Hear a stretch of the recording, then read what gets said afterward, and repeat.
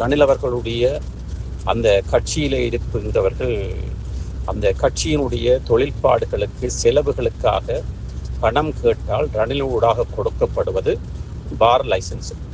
அள்ளி அள்ளி கொடுத்தார். இந்த பார் லைசன்ஸ் அதிகமாக கொடுக்கப்பட்டு விட்டது. யார் யாருக்கு கொடுக்கப்பட்டது என்பதை தாங்கள் பகிரங்கமாக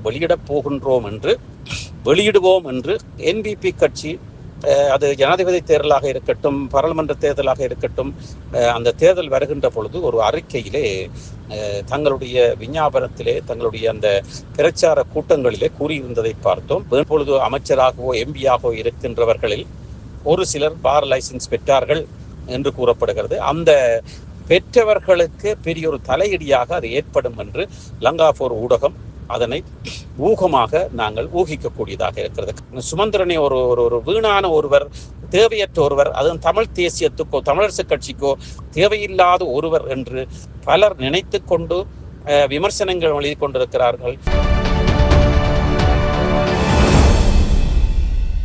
வணக்கம் லங்காபோர் ஊடக நேயர்களே, மீண்டும் ஒரு சிறப்பு செய்தியோடு அலசலோடு இலங்கையர். இந்த அலசல் பார் பெர்மிட், அதாவது இந்த மதுபான சாலைகள் பிறப்பதற்கான அனுமதி பத்திரம் அல்லது அந்த அனுமதி பத்திரம் பெறுவதற்கான சிபார்சு கடிதங்கள். உங்களுக்கு தெரியும், ரணில் அரசு ஆட்சி செய்கின்ற பொழுது ரணில் அவர்களுடைய அந்த கட்சியிலே இருக்கின்றவர்கள் அந்த கட்சியினுடைய தொழில்பாடுகளுக்கு செலவுகளுக்காக பணம் கேட்டால் ரணிலூடாக கொடுக்கப்படுவது பார் லைசன்ஸ். அள்ளி அள்ளி கொடுத்தார். அளவு கணக்கு இல்லாமல் அட்சய பாத்திரத்திலே போட்டு அள்ளி அள்ளி கொடுத்ததை நாங்கள் பார்க்கக்கூடியதாக இருந்தது. அந்த கட்சியில் இருந்தவர்கள், யுஎன்பி கட்சியில் இருந்தவர்களுக்கு அவர் அந்த செலவுகளை பார்ப்பதற்கு இந்த பார் லைசன்ஸை விற்று நீங்கள் செலவு செய்யுங்கள், அல்லது அந்த சிபார்சு கடிதத்தை சிபார்சினூடாக இந்த பார் லைசன்ஸை பெற முடியும், அதிலே நீங்கள் லஞ்சமோ அல்லது கைக்கூலியோ வாங்கி நீங்கள் அதிலே கட்சிகளை நடாத்துங்கள் என்று கூறப்பட்டதை ஒரு தமிழ் யுஎன்பி கட்சியிலே இருந்த, இப்பொழுது இல்லை அவர், ஒரு தமிழர் எங்களுக்கு கூறியிருந்தார். அவருக்கும் ஒரு பார் லைசன்ஸ் பெறுவதற்கான அந்த பத்திரம் கொடுக்கப்பட்டது. அந்த சிபார்சு கடிதம் பெற்றுக்கொண்டிருந்தார். ஆனால் அவர் இப்பொழுது யுஎன்பி கட்சியில் இல்லை. இருந்த போதிலும் பற்றிய கட்சிகள், தமிழரசு கட்சியாக இருக்கட்டும், இபிடிபியாக இருக்கட்டும், அல்லது வேறு கட்சியிலே இருப்பவர்களுக்கு எதற்காக கொடுக்கப்பட்டது? அது வெறும் லஞ்சமாக, மறைவாக தங்களுக்கு ஆதரவு செலுத்துமாறு அவர்களுக்கு கொடுக்கப்பட்டதுதான் அந்த கடிதங்கள்.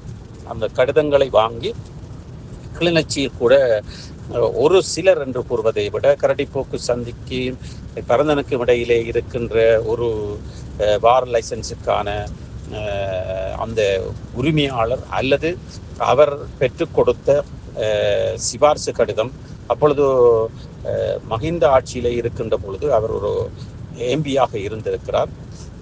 அதைவிட இன்னொருவர் அடுத்தடுத்த கட்சிகள், எதிர்கட்சிகளிலே இருந்து யுஎன்பி கட்சியில் இருந்திருக்கிறார், நல்லாட்சி கட்சியில் இருந்திருக்கிறார். அத்தோடு கூட மஹிந்த ராஜபக்ச அவர்கள் இருக்கின்ற பொழுது மற்றும் கோத்தபாய ராஜபக்ச அவர்கள் இருக்கின்ற பொழுதும் இன்னொருவர் இருந்திருக்கிறார். அவரினூடாகவும் பல சிபார்சு கடிதங்கள் கொடுக்கப்பட்டு உலகளாவிய ரீதியிலே வெளிநாட்டிலே இருப்பவர்களுக்கு இந்த பார் லைசன்ஸ் தேவையா என்ற ஒரு சிறிய வியாபாரம் அந்த நேரத்திலே ஓடிக்கொண்டிருந்ததை நாங்கள் பார்க்கக்கூடியதாக இருக்கிறது. அவர் யார் என்பதை நாங்கள் உங்களுக்கு ஊகத்தில் கண்டுபிடிப்பீர்கள், நாங்கள் சொல்ல விரும்பவில்லை. இருந்தாலும் கூட அடுத்ததாக இந்த பார் லைசன்ஸ் அதிகமாக கொடுக்கப்பட்டு விட்டது. யார் யாருக்கு கொடுக்கப்பட்டது என்பதை தாங்கள் பகிரங்கமாக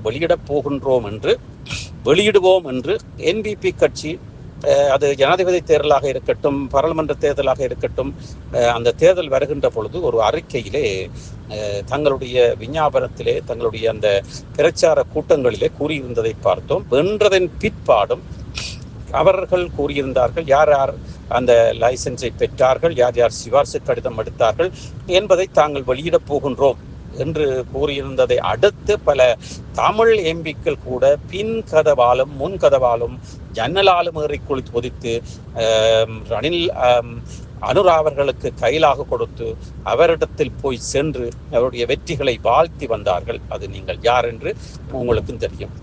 இந்த லைசன்ஸை எடுத்தவர்களை வெளிக்கொண்டு வரப்போகிறேன் என்று அதிரடியாக அடிக்கடி கூறிக்கொண்டிருந்த என்பிபி அரசாங்கம் எதற்காக இதுவரை வெளியிடாமல் வைத்திருக்கிறது என்ற ஒரு சூட்சுமத்தை அல்லது ஒரு வித்தையை அல்லது என்று ஒரு மறைவான ஒரு காரணத்தை நாங்கள் ஒரு சில ஊடாக நாங்கள் அறிந்தோம். அது அவர்கள் என்பிபி கட்சிக்கு ஆதரவாளர்களாக இருக்கலாம், என்பிபி கட்சியிலே இருக்கலாம், பிரமுகர்களாக இருக்கலாம், எம்பிக்களாக அமைச்சர்களாக இருக்கலாம், அது வேறு விடயம்.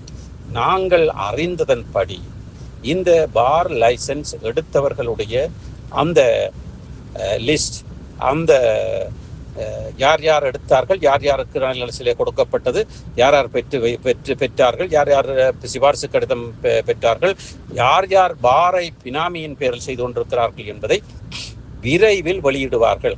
எப்பொழுது வெளியிடுவார்கள் என்று கேட்ட பொழுது, வடமாகாண முதலமைச்சர் தேர்தல் வருகின்ற பொழுது அவர்கள் அதனை வைத்து, சில வேளைகளிலே அதனை வெளியிடாமல் அதை வைத்து வெளியிடப் போகின்றோம் விரைவில் என்று வருகிறது என்று சில வேளைகளில் சில திரைப்படங்கள் எடுக்கப்பட்டு இதோ வருகிறது, சென்சாரில் இருக்கிறது, அங்கே இருக்கிறது, இங்கே இருக்கிறது கூறுவது போல இந்த பார் லைசன்ஸ் எடுத்தவர்கள் சிபாரிசு கடிதம் பெற்றவர்களுடைய விவரங்களை மறைமுகமாக மிரட்டலாக அதனை வைத்துக்கொண்டு அவர்களுடைய அந்த வாக்குகளை அல்லது அவர்களுடைய அனுசரணையை அல்லது அவர்களுடைய ஆதரவை அல்லது அவர்கள் யாருக்கு ஆதரவு செலுத்த வேண்டுமோ அவர்களுக்கு எதிர்ப்பு செய்கின்ற அளவிற்கு சில பேரம் பேசல்கள் அல்லது சில அழுத்தங்கள் கொடுக்க போவதாக அரசியல் புரசலாக கதைகள் பரவுகிறது.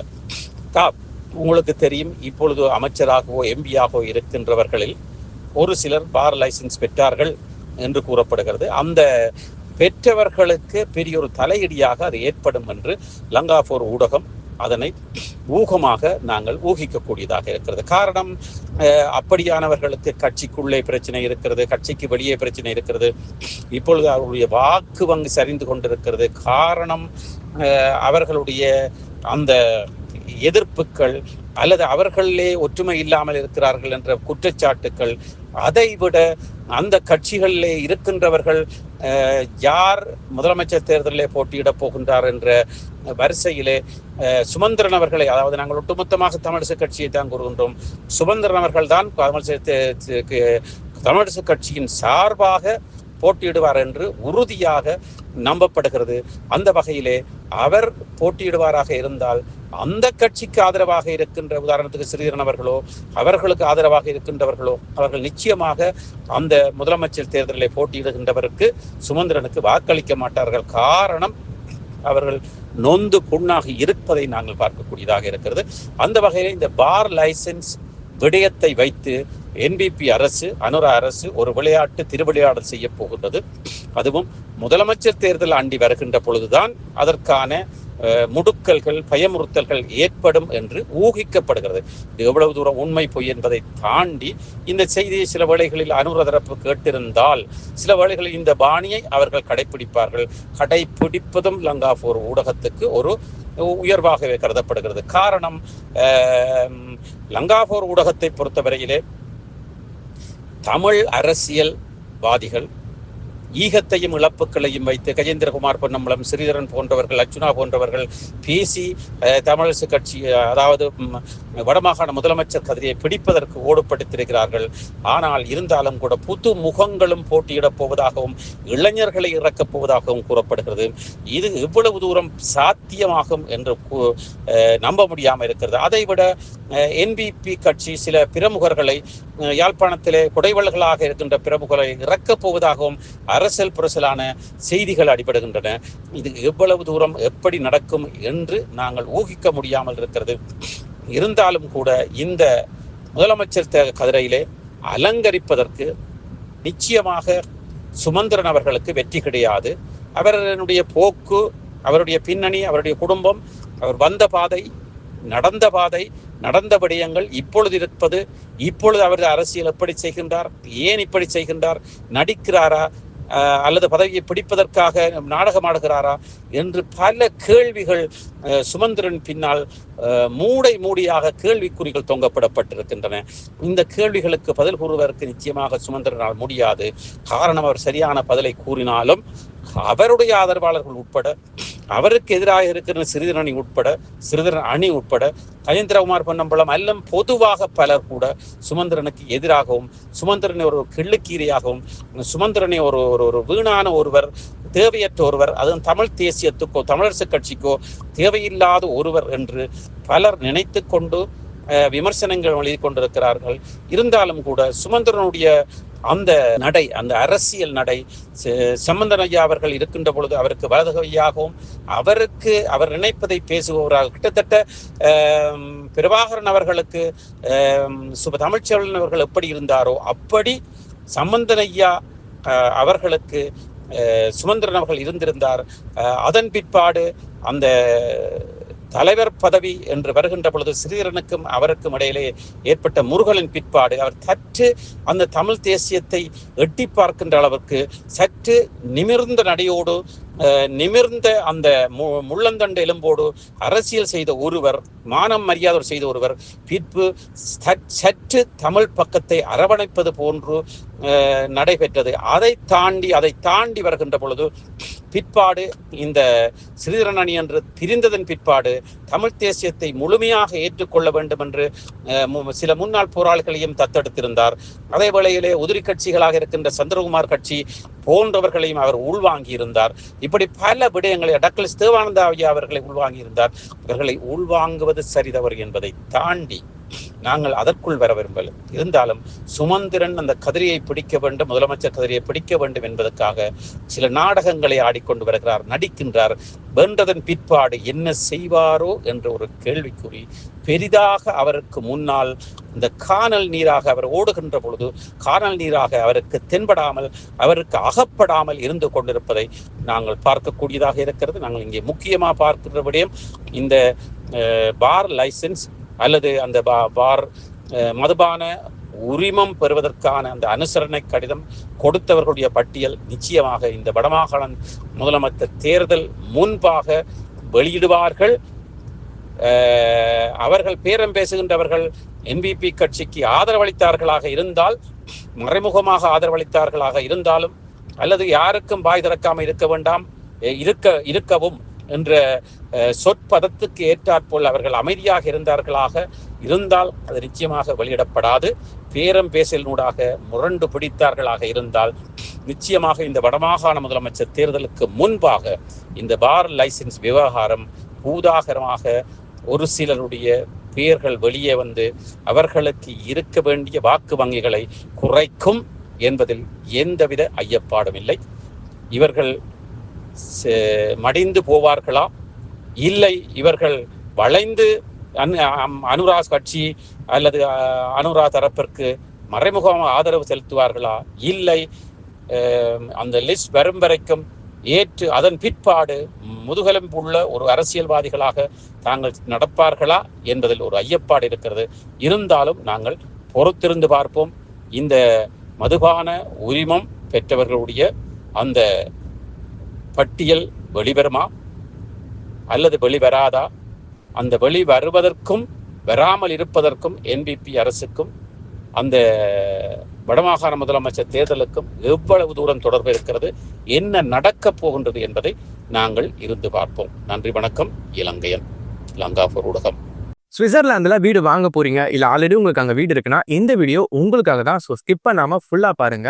ஒரு மனிதனுக்கு வீடு அப்படிங்கிறது ரொம்பவே அத்தியாவசிய தேவை. அத்தியாவசிய தேவைகள்ல முக்கியமான பங்கு வகிக்கிறதே இந்த வீடு தான். ஸோ அப்படி வீடு வாங்குறது, விற்கிறது, இது சம்பந்தமா உங்களுக்கு இருக்கிற நிறைய ப்ராப்ளத்துக்கு சொல்யூஷன் தர ஒரே இடம் தான் உங்கள் செல்வாசக். Your future our vision. இப்போ சுவிட்சர்லாந்துல வீட்டோட வட்டி விகிதத்துல வந்து நல்ல மாற்றம் வந்திருக்கு, நிறைய குறைஞ்சிருக்கு. ஸோ நீங்க ஏதாவது அக்ரிமெண்ட் போட்டு வச்சிருக்கீங்கன்னா இப்பவே அதை ரெனிவல் பண்ணி மாற்றி வச்சுக்கிட்டீங்கன்னா உங்களுக்கு நிறைய ப்ராஃபிட்ஸ் இருக்கும். ஸோ இது சம்பந்தமா உங்களுக்கு ஏதாவது அப்டேட்ஸ் வேணும், இந்த மாற்றத்துல உங்களுக்கு ஏதாவது டவுட் இருக்கு அப்படின்னா மறக்காம ஸ்கிரீன்ல தெரிய நம்பர் கால் பண்ணுங்க. சுவிட்சர்லாந்துல நீங்க வீடு வாங்கணும் இல்ல வீடு விற்கணும், அந்த மாதிரி ஏதாவது உங்களுக்கு தேவைகள் இருந்தா மறக்காம எங்களை காண்டாக்ட் பண்ணுங்க. உங்களோட எல்லா தேவைகளையும் உங்க ஃபேமிலியில ஒரு மெம்பரா இருந்து நாங்க பார்த்து பண்ணி கொடுப்போம். இது உங்கள் செல்வாசோக். இச்செய்திகளுக்கு பிரதான அனுசரணை செல்வாசோக் இமோபிலியன், சுவிஸ் நாட்டில் முன்னணி நிறுவனம். தொடர்புகளுக்கு 07951464428. வீடு வாங்க, வீடு கட்ட, வீடு திருத்த மற்றும் வீட்டுக்கடன்.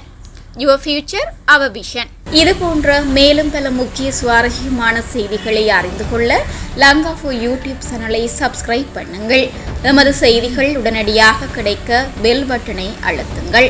அத்தோடு எமது செய்திகளை மற்றவர்களும் பார்வையிட ஷேர் செய்யுங்கள். நன்றி.